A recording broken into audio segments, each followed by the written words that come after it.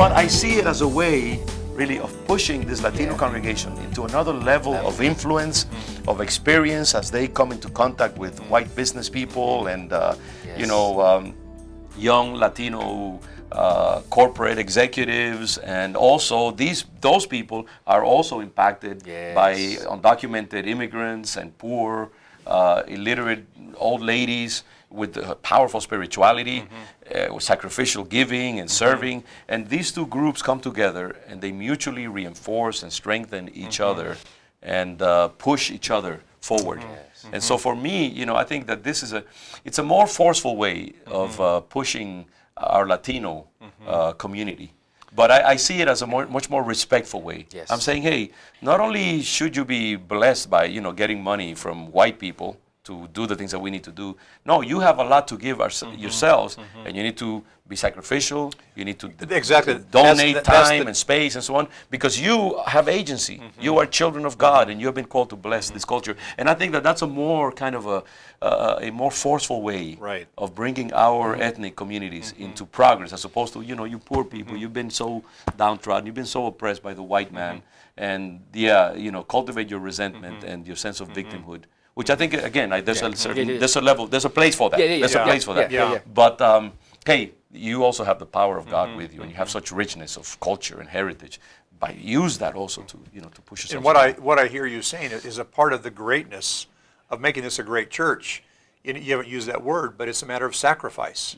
And let's do what's best for everyone. There's a sense in which it's the common good. What makes a great joke? It's a great joke if everybody laughs. Everybody understands that there's a sense of joy, and humor can bring people together. It's a bad joke. It can be a bad joke if it's vulgar, offensive, but it can also be a bad joke if the joke is at somebody's expense and it's painful. Because there are jokes where we tease people, but even that can be fun.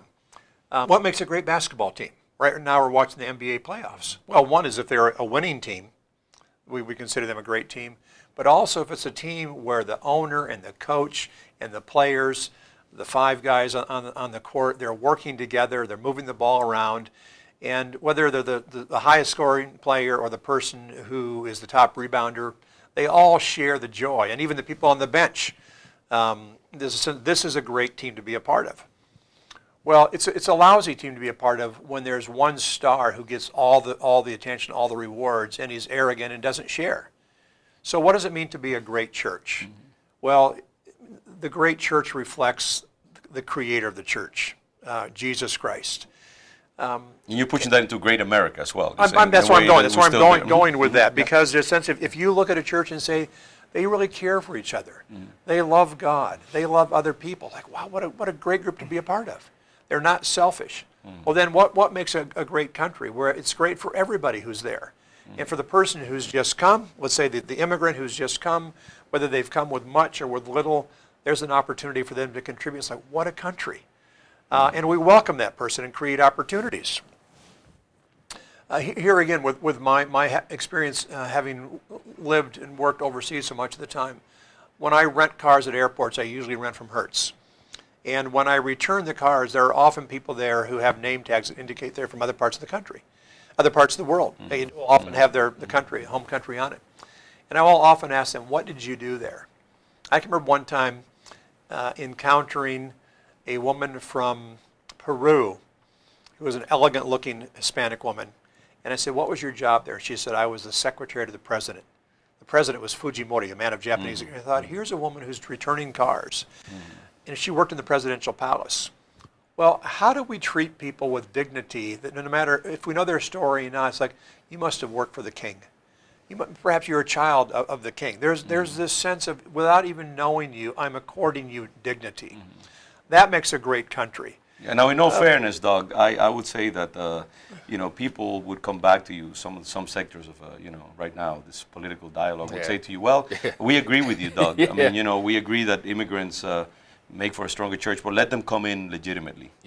Don't let them invade our country through the river, and don't let them come in uncontrolled, just to bring all their needs and all their massive and I would agree humanity. With that. Let them come in. We have established, just like other nations do, we have established legitimate mechanisms for them to come in. So let them come in that way, the way others came in, in the 19th century, the Irish, the Italians, I'm afraid, so I'm pushing back a little bit because, in all fairness, we need to represent that, and that's what we often do not do.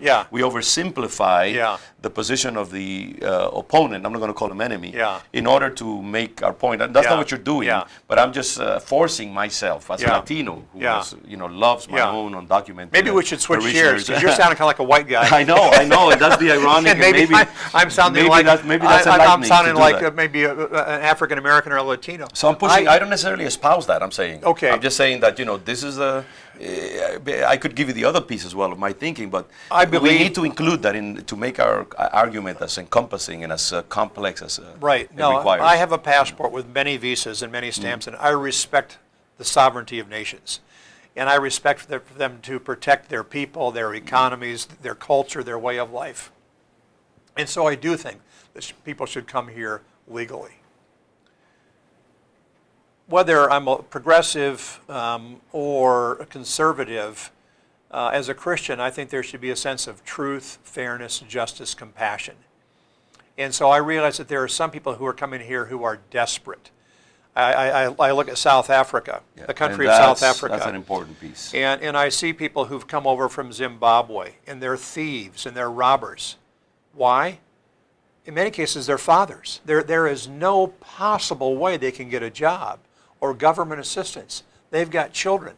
So what do we do in cases like that? They break into people's homes. I have friends in South Africa who are wealthy people who live, they say, in prisons because they've got fences and guards and lights. But they're wrestling with how do we deal with this reality? And so I think to say, and realize, I'm from the Midwest. I was raised in a God-fearing Republican family. But I've changed because of my encounter with others.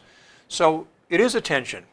And I realize that many people who have suffered economically, perhaps, they resent people who they feel have impoverished their own situation.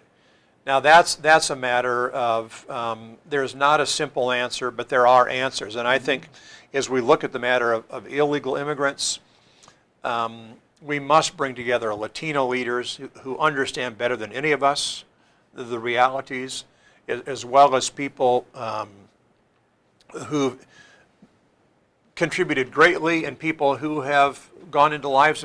We look at all of this and say, what's the best thing to do? What's fair? Can we agree that not all illegal immigrants are Latino? Sure. Okay. Yeah. So, Okay. Because I think that again, that how we define things is a frame. Because I read recently there are 10,000 illegal Irishmen in this country. Yeah. Okay. But so right now, that's the point.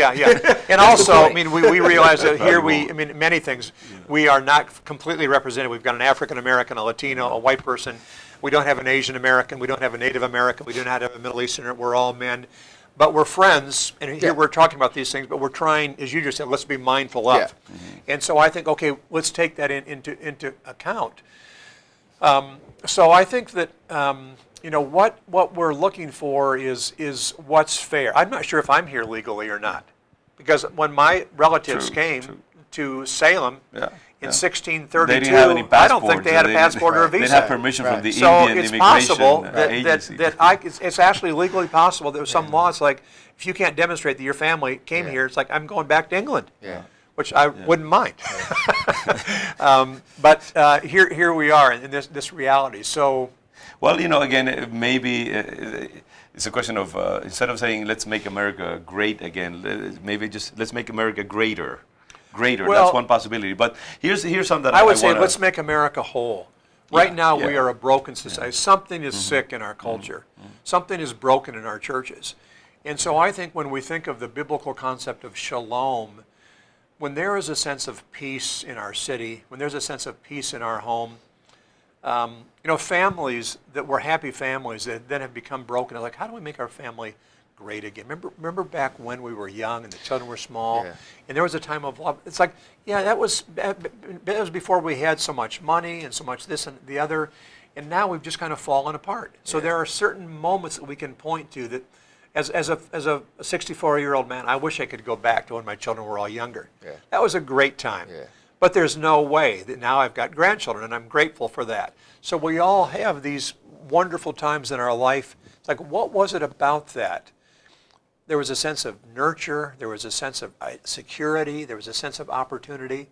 So now that my children are grown and they're scattered, how do I help create that possibility for their children? But how do I, as a grandfather, and you're a young father, I'm concerned that do you have sons? Mm-hmm. I'm concerned that your sons have the same kinds of opportunities that I had. Mm-hmm. That they're not having to say, Daddy, what does it mean when somebody calls me this or that? Right. That they would have the opportunity to participate in schools, be a part of athletic teams, clubs, education. It's fair. That's only fair. Yeah, but they won't. They won't because they've attained it already. But we can't rest. I mean, we will not rest until the kingdom has fully come. But it depends on your perspective, because I don't have the memory that you have of things being good.